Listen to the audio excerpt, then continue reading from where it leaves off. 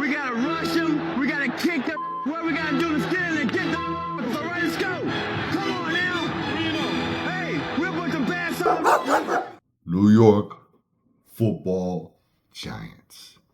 Well, we are, I would say, what is today? Today is the 5th, Saturday, July 5th.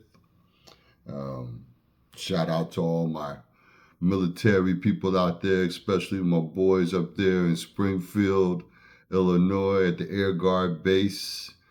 Definitely to my brother who's holding it down in Colorado Springs.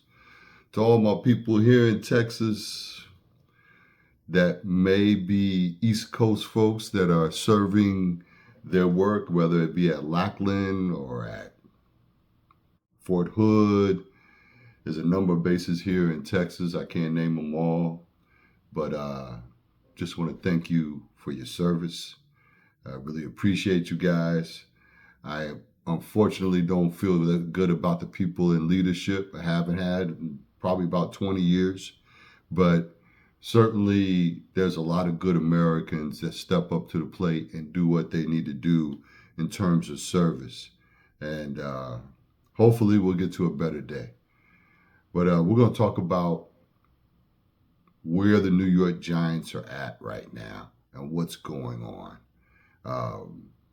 Apparently, there's been some very good energy in the quarterback room.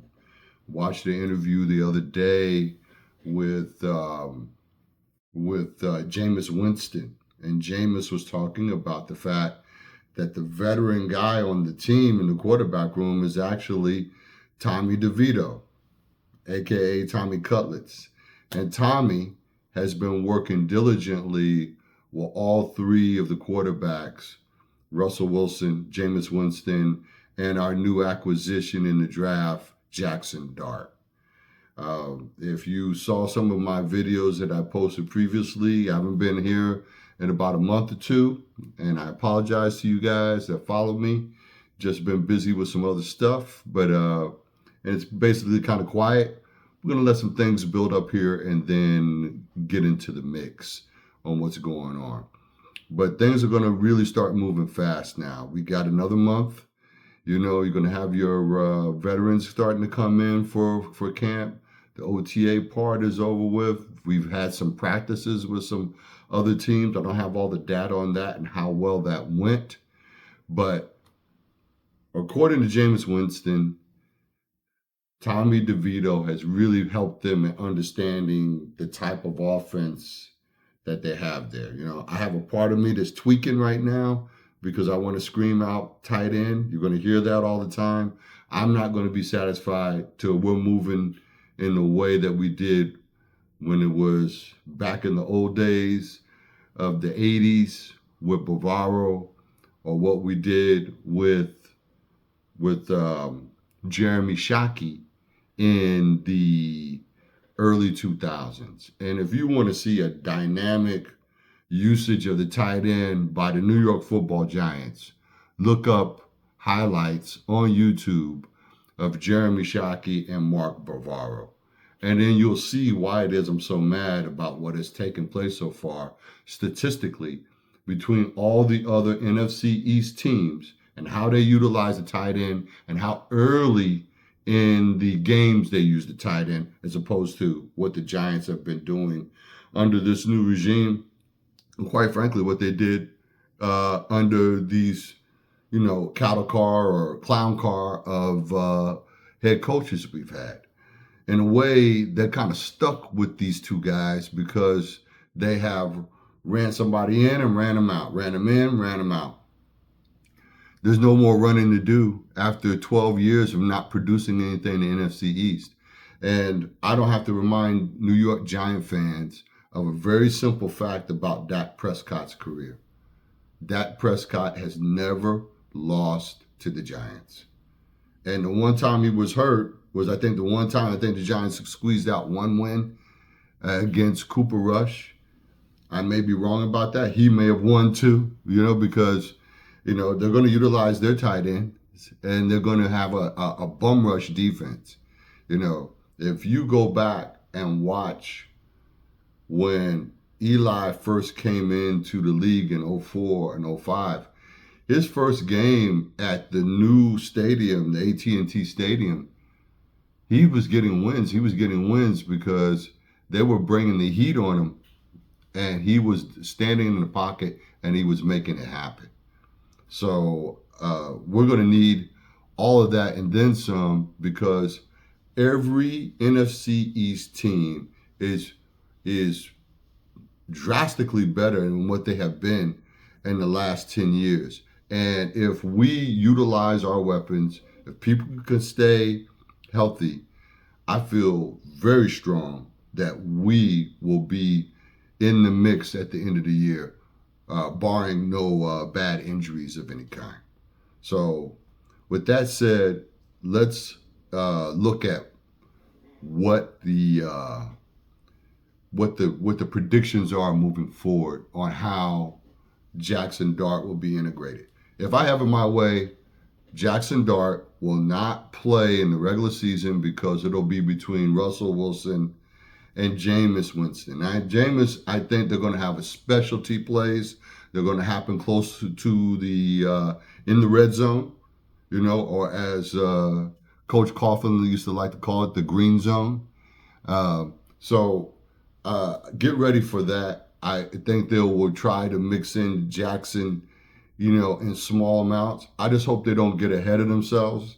And, when you got two guys that are on the fence of their career, especially Joe Shane, they may get desperate and start trying to push this kid in before he's ready.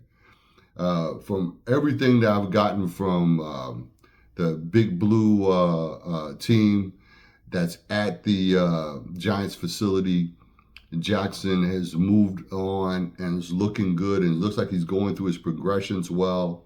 And of course, this is a perfect moment to take a seasoned veteran like Russell Wilson and pair him with these young men and really show them some very important things about making changes in your play calling at the line of scrimmage, which ultimately what makes you a great quarterback. If you have to go by pure script all the time, there's a problem, because you have to be able to recognize something in a few seconds and make a change for it. The other thing I want to address, and I'm not going to talk about this too much, but I'm getting annoyed with the people that want to make salacious things about what took place when Shedeur Sanders came in and spoke with the Giants Brain Trust as opposed to Jackson Dart. I just saw a video today got put up saying that Jackson Dart interview with the Giants had been made public, but Shedeur Sanders never had been. And why did that happen? Listen, it's time to let it go. It was time for us all to move on. I like to try to think better of my team and that they did not put this kid in an untenable situation. And when I say this kid, I'm talking about Shedeur Sanders. And I just feel like we need to let dogs lie where they are, and we're going to find out what the deal is when these two face off against each other, a year or two from now. It could be 2 years from now when the schedule gets put up. And the first game of the regular season will be the Giants versus the Browns, with Jackson Dart leading the Giants and Shedeur Sanders leading the Browns. And then we can have a conversation on who's the better quarterback. All right? The draft class wasn't that big. The decisions that were made. I didn't necessarily agree with the Sanders camp not throwing the ball for the pro day for the rookies and whatnot, and all the other quarterbacks that got picked, the lesser ones, including this young man from Oregon that's on the Browns. All these guys showed up except for young Sanders, and I feel like that was strategically not a good move and not good optics. Definitely, we know that there are some underlying things that are about the NFL when it comes to race that, I'm not happy with. I'm never going to be happy with the outcome of what happened with Colin Kaepernick. I think that what he was doing was noble. And I think that when you look at all the things that other players have done and continue to play in the league, and I'm talking about despicable shit, you beating up your girl, you crashing cars, people are getting killed, and you still get a contract. Yet this guy takes a knee on something that was a serious issue to the United States and to what's going on, especially what affects the Black African American community. I think it was noble. Maybe it was misplaced to do it in that way. We can always argue that back and forth. But for that man to have the potentiality that he had, of course, of getting San Francisco to a Super Bowl and never being able to really play once he took this stance, I always will disagree with it more than not. Like I said, he could have made it a little different.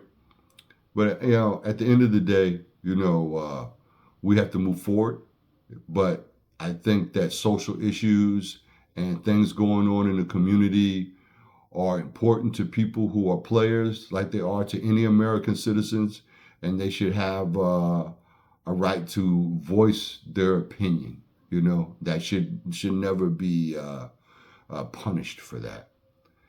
At any rate, we're going to have some more data, some more information, and things regarding what took place in camp. We'll say that the idea of getting rid of Thibodeau to try to get some draft picks or whatever, I've seen that in the last month and a half. I don't like that idea. I like to see how these guys all gel together. You build a team to build a team. You don't build a team to deal a team. And part of what's wrong with the Giants from 2 years ago with this same group of decision makers, and I'm talking about Joe Schoen and the staff, that you got rid of Xavier McKinney. You got rid of Williams. You sent Williams over to the defensive lineman. You sent him to Seahawks. And of course, Saquon, that will go down in history as being the dumbest thing that anyone has ever done as a guy who is the team manager that is making a move that helps somebody in your own fucking division. And it's just unforgivable.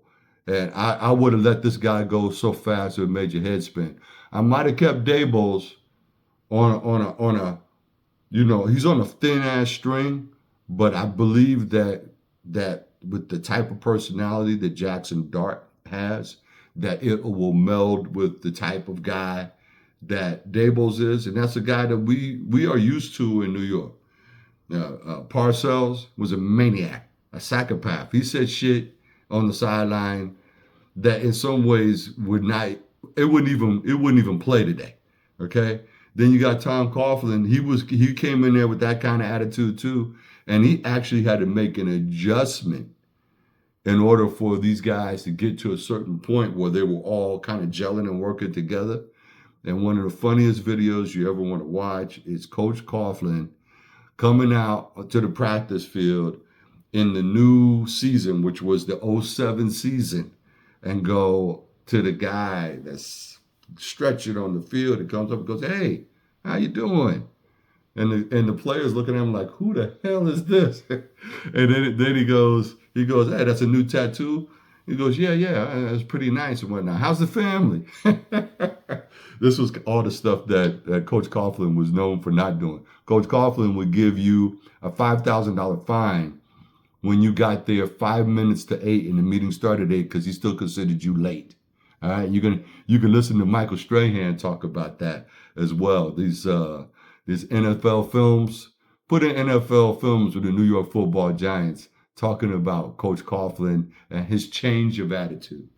But at the end of the day, it's a tough sport, and you got to have a strong will. and you got to have a strong backbone. And I was listening to a guy that was talking about Daniel Jones' personality with Daboll's and how it was kind of an oil and water mix that never really could bring fruit, because the more he yelled at Daniel Jones for doing something fucking stupid, the more this guy kind of sunk into his shell and started second guessing himself.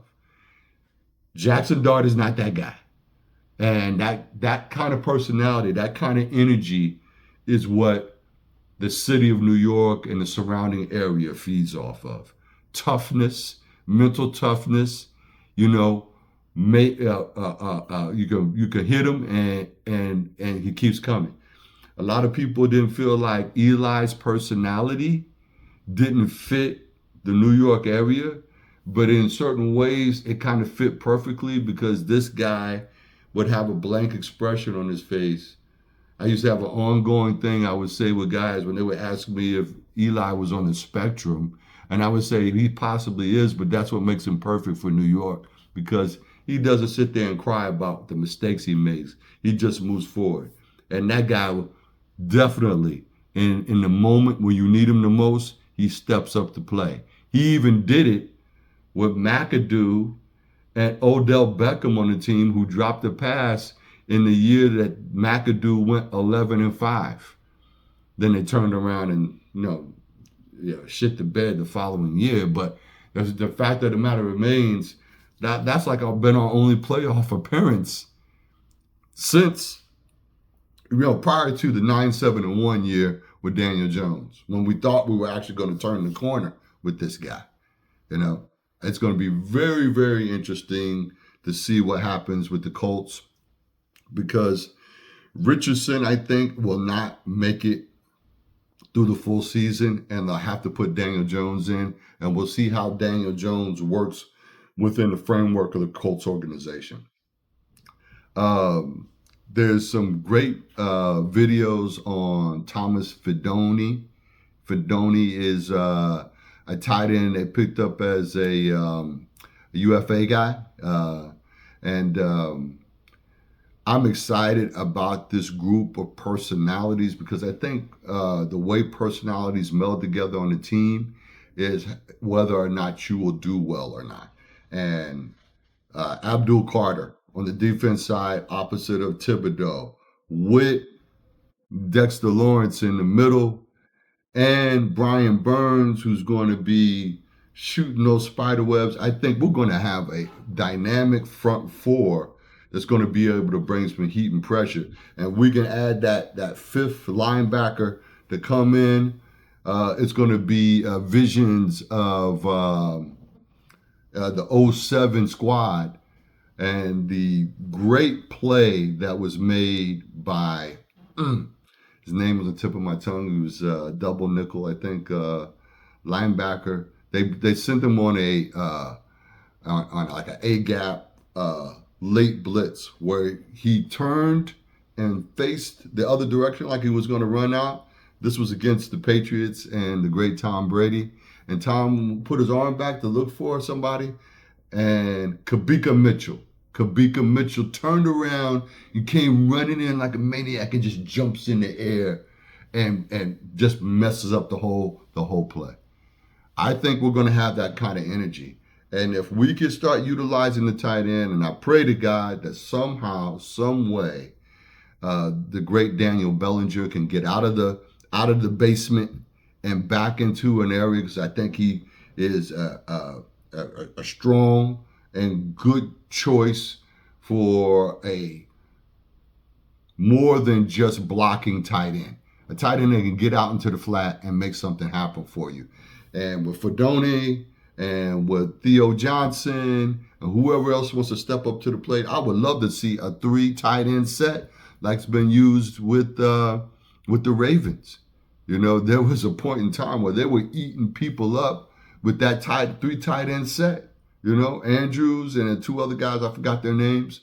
But this is what we need in the East. And that's what's going to free up Neighbors. That's what's going to free up Hyatt. That's what's going to free up Wan'Dale Robinson and Slay.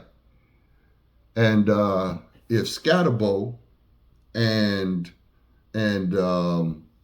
and young Tyrone Tracy can get it popping, we'll have the dual threat in the running back area, and I expect for us we got to come out and we got to come out slamming. And of course, for the New York Giants, all roads lead through Dallas and Philadelphia. We have to, at the very least, split those games. My way, we split with Philly, but we run the table on Dallas for the first time since forever. And I don't know if the Giants, I can't remember the last time the Giants beat Dallas Cowboys in the regular season in both, division games.